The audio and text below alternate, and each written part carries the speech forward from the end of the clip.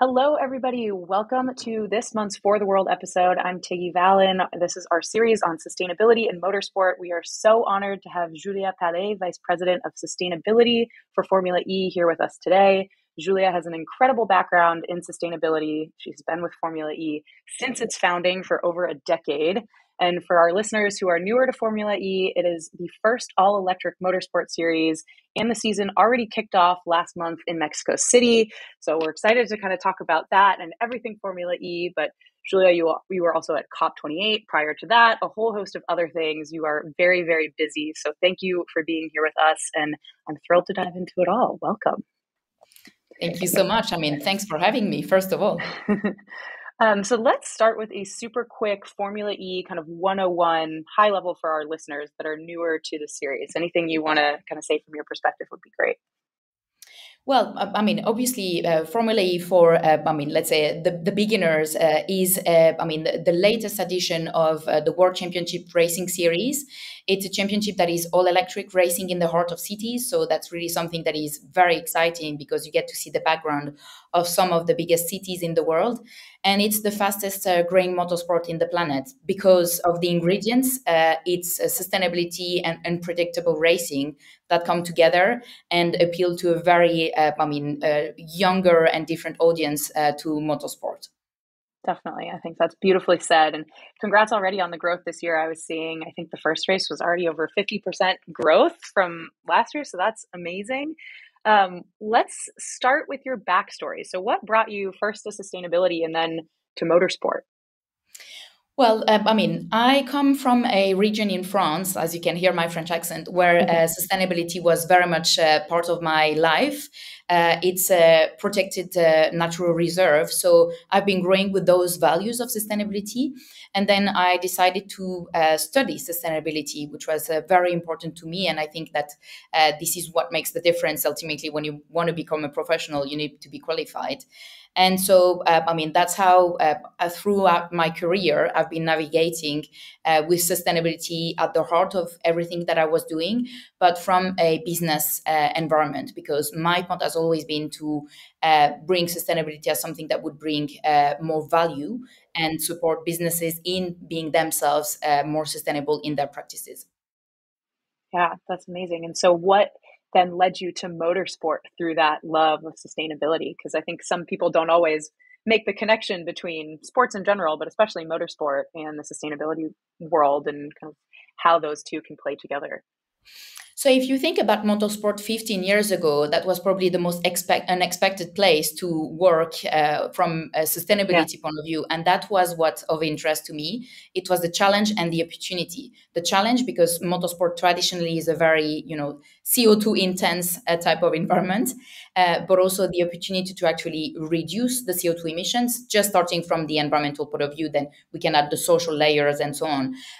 But because Formula E is obviously a very disruptive and innovative concept in motorsport, which is racing electric vehicles that are zero tailpipe, but also very much the future of automotive in terms of, the mainstream solution on our streets, to basically continue to develop and use transport and mobility in a more sustainable way, reducing CO2 emissions in our cities and also reducing the air pollution in our cities. That was the fantastic opportunity for me to jump on board and merge those two passions of mine. Yeah, no, I love that. And we talk about that a lot on this series about how motorsport especially can affect climate change and sustainability more broadly.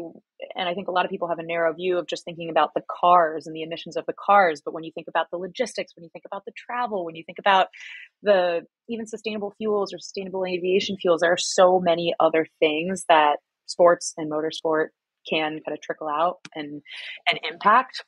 So I think that's really, really fascinating. But having been with Formula E since its founding, what kind of accomplishments are you most proud of over the past decade on that sustainability front? I think what I'm the proudest of is we really created a culture for sustainability. It's stronger than a strategic aspect of the business. This is really something that trickles through the blood and the veins of the business. And so sustainability is not, like a strategic consideration. It's literally the vision, the founding principle of the business. Accelerating sustainable human progress is not my sustainability tagline. This is the business highest principle. So from that, all the business decisions basically are derived or go back to this founding principle. And that's literally how you can say that you're purpose driven, because the purpose of the business is greater than the sport. We used to say we're more than a sport, but we're literally more than a sport. We were creating to support by offering a very concrete solution to fight climate change and build a more equitable society altogether, ultimately thanks to our sport. Yeah, that must make your role very busy, though, because it is the ethos of the entire sport. I'm sure you have everybody constantly talking to you, coming to you. What is that like, kind of collaborating with everybody, every aspect of the organization? I feel like that's probably pretty different than other sustainability roles in other motorsport series or in other kind of companies more broadly. So you are just at the heart of it all. But what is that like?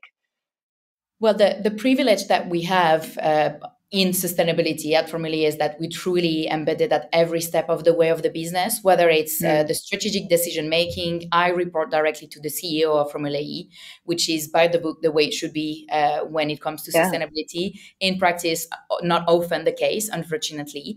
But also, sustainability is really embedded down to the very operational aspects of the delivery of our events, because ultimately we deliver motorsport event, and it's very important that we practice what we preach, and we also visibly showcase sustainability to audiences that come to us, and that they experience an event that is without any single-use plastic bottles, that has Mm. recycling throughout its racing site consistently, and so on and so forth.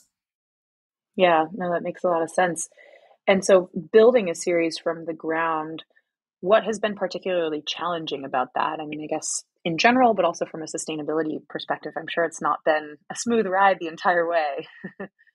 Well, clearly, when we created Formula E, we actually started by highlighting the barriers that we needed to overcome through the series, and the barriers were Mm, the barriers to EV adoption, and they've been really the sort of like guidelines that we followed to make sure that little by little we were breaking those barriers. Technology, I mean, if you think about 10 years ago, the battery capacity of most electric vehicles were not there. Now we have a car that has yeah, probably more than tripled the battery capacity from when we started with the first generation of our racing car to nowadays the Gen 3, going above 320 kilometers per hour, to the reality of an audience that needed to be educated to think about buying electric vehicles, when now we have millions of electric vehicles on the yeah, streets, and basically it's a double digit increase year on year in terms of the amount of new plates that are on the market. So we are obviously operating in a very different context nowadays, but the biggest challenge initially was very much our reason to be, that was to break all those barriers to access electric vehicles as a mass market solution for consumers. yeah. So how much do you feel like Formula E has kind of pushed the envelope on those electric technologies versus, I'm sure it's a bit of a give and take, like you're borrowing from the electric vehicle manufacturers more broadly, but I'm sure they're also learning from you in certain ways. So how does that work? Well, the very reason why we decided to create the championship was to use the power of the technological laboratory that motorsport is. Yeah. And the technological laboratory means that the racing cars that we have develop technologies, R&D, that then are going to be transferred into the road cars that the manufacturers are basically Mhm. developing and deploying on the streets that you and I will be using, the vehicles that we will be driving in the streets we will be using. And so, I mean, the simple fact that we've seen the range of electric vehicles from the battery perspective, but also the options in the, let's say, car shops being available is testament to the fact that, I mean, we've obviously made a difference.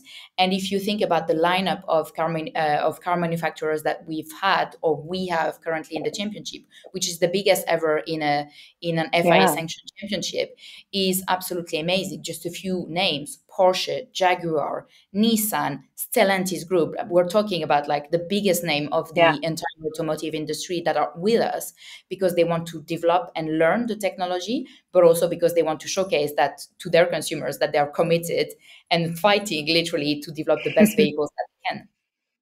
Yeah, no, I think it's such a win-win situation. I think both for Formula E and for the manufacturers.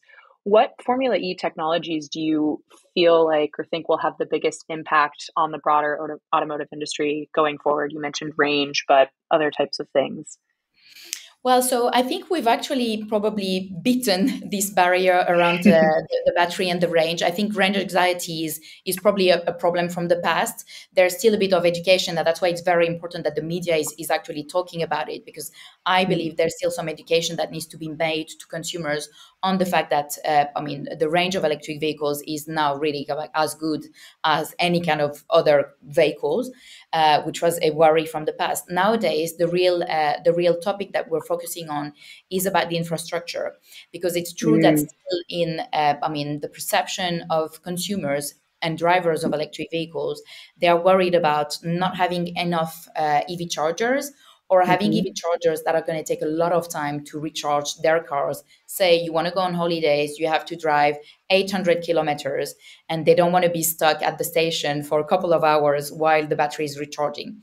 And that's very much why we're introducing at the heart of the championship, as part of the sporting, spectacle and show, an element of ultra fast charging that will be introduced this Mm. season, to showcase very much to consumers that ultra fast charging is a technology that exists and that is going to be made available and rolled out on their streets, so that this anxiety from the charging element is going to be suppressed. Yeah, no, I think that makes so much sense. And I mean, before there were gas stations everywhere, there was also anxiety around, is there going to be enough gas stations? So I think, yeah, it's a lot about changing the perception of that and the reality of access. I think that's a really, really important thing. So kudos to kind of leading the charge on that. When It's a you big think team effort. about yeah. um, when you think about other aspects of the business, obviously there's the racing and there's the technology, but running a business sustainably overall, there's logistics, there are so many other things that go into that. Are there other industries or organizations or companies that you look to for inspiration outside of motorsport or sport more broadly? Yes, absolutely. I mean, in sports, the Olympics are always a reference that we look towards. To the Olympics have always been, historically leading the way on most things, and on sustainability too. They were the first in London to develop the international standard for sustainability in events, which is called ISO 20121. So London Olympics were the first one trialing these, and since then the Olympics have been all certified against this standard. And we were actually the first motorsport in the world to achieve the ISO 221 certification 7 years ago. And it's been obviously like a key milestone for us, because that's really how we ensure that we have all the processes and we create a systemic approach to delivering our event sustainably.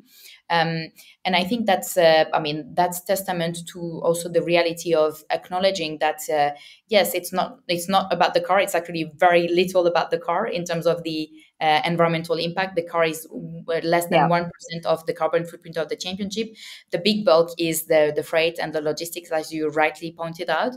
But that's where, again, because the championship is purpose driven, we've been able to attract people that are like minded to work with us. Mm. DHL is our logistics partner, and DHL is on the same mission as us, science-based target align, driving towards net zero by 2050. And DHL is obviously, facing the reality of clients that day to day are asking for more efficient and sustainable ways to move around the world.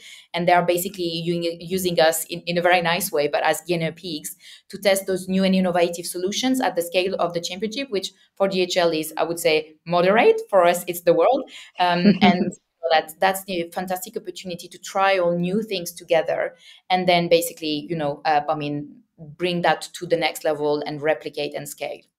Yeah, partners are so important in that. We talk about all that all the time with F1, whether it's DHL, whether it's Pirelli with the tires and all sorts of partners, kind of everybody has to be pushing towards the same thing because you have all these other scope 2 and 3 emissions that you're not directly controlling. You really need cooperation. But on the Olympics, I have to ask, since it's in your home country this summer, will you be attending? Absolutely. I have tickets to Yes. go and see the athletics, and I'm also going to go and see the Special Olympics, which I must say I'm very Oh, that's excited about amazing. because I think these people are beyond inspiring. They are champions without the medals, Yeah. without, I mean, just at the starting light. Yeah.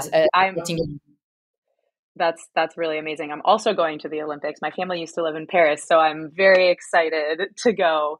oh, that's I wish I great. had athletics tickets, but unfortunately not. um, that's wonderful. So we were talking a little bit about F1 sustainability. How much collaboration is there between Formula E and F1 on sustainability? We obviously know Formula E is leading the charge, but what do you feel like F1 can learn from Formula E when it comes to that? Well, I mean, something that we've always made sure that we would do was to be very transparent about everything that we do in sustainability and make sure that we would communicate. We have several, let's say, I mean, points where different sports get together. For example, UNFCCC Sport for Climate Action Framework that we contributed to create together with a couple of other organizations now has hundreds of signatories, including F1 and some of our racing Mm-hmm. teams like McLaren and so on. And that's basically a fantastic platform for us to share what I find is interesting, what is working well. But what I find more powerful and empowering is the challenges that we're facing, because it's far more Mm, interesting to discuss what you're struggling with and get, people all together to think about it and try and solve an issue. And so that's very much what we've always, favored. It's very important for us to be sharing data and ideas. For example, a couple of years ago, as we were talking about the Olympics, we introduced an innovation in the branding that we have on our races, which manage basically to suppress all the PVC and the plastic that we used, making it fully recyclable. So that was a big deal. mm. And I mean, IOC contacted us asking us how we did it and the technology, and created a Wow. working group with all international federations so that they could basically benefit from this innovation, and that would trickle down. So that shows you how it's really about the dialogue and the transparency and really supporting each other. We are not in an industry where sustainability, I mean, can be competitive. Of course, we're Yeah. in a competitive industry, but everything but sustainability, because we Yeah. need to row in the same direction when it comes to sustainability. The challenge is too big and too difficult to achieve otherwise.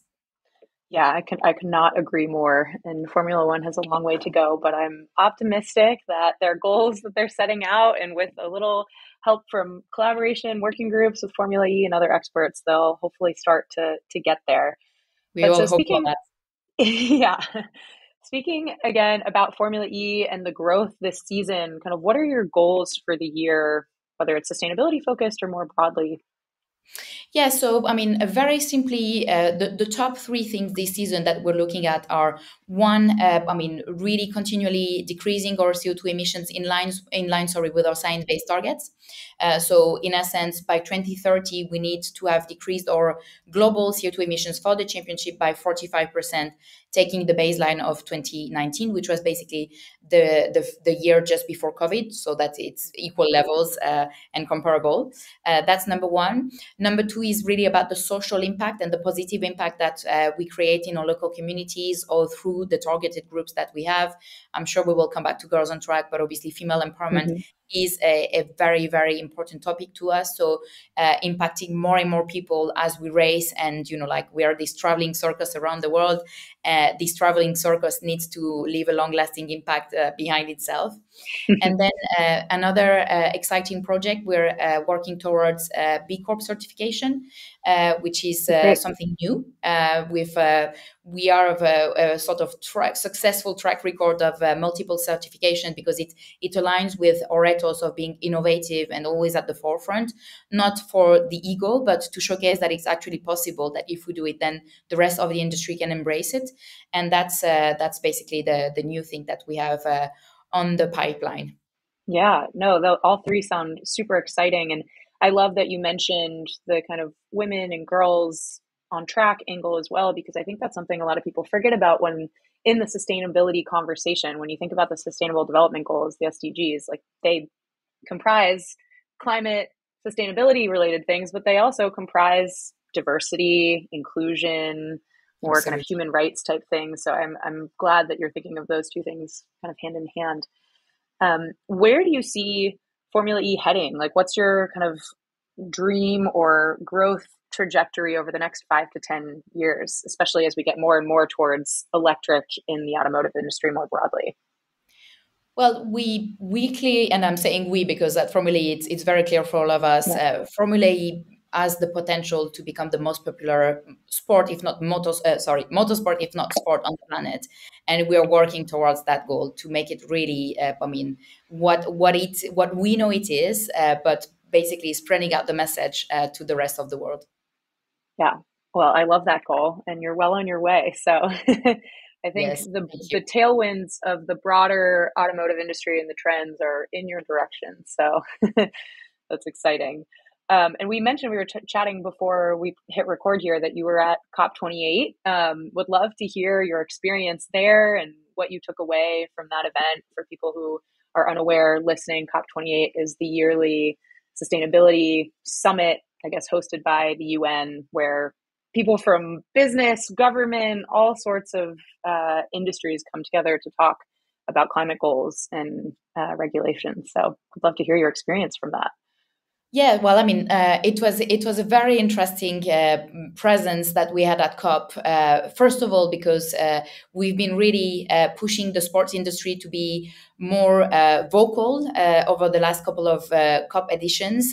We were the only one present at COP 26, so just 2 years ago, and that was really a sort of call that we actually launched to the rest of the sports organization because collectively we have a very powerful voice, and elevating the topic of sustainability through the voices of sport is very important to us. We do that continually through a series because it's, as I said, very much in our DNA. And so that was really great to this year come with our partners and our manufacturers and really come together with the ecosystem of Family, elevating the topic of sustainability across the board, the role that we can support the governments, the agencies like United Nations and so on to use us as a great way to elevate the messages in terms of living more sustainable lifestyles for the people like you and I in our day-to-day lives.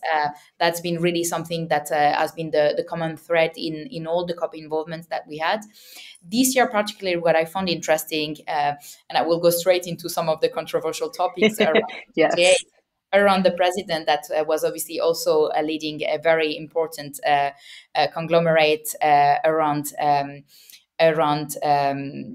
petroleum and basically oil and gas companies.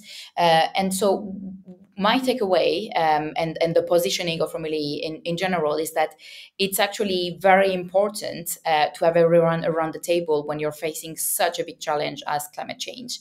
And we're seeing all of us the day-to-day impacts of climate change, from the forest fires in Chile to basically torrential rains and tsunamis on the other side of the world and so on. This is material. So, we don't have enough time. We're probably not going to even make it to the 1.5 degree, global warming challenge that United Nations is still trying to basically impose to the world. We know it's probably not going to be even achievable.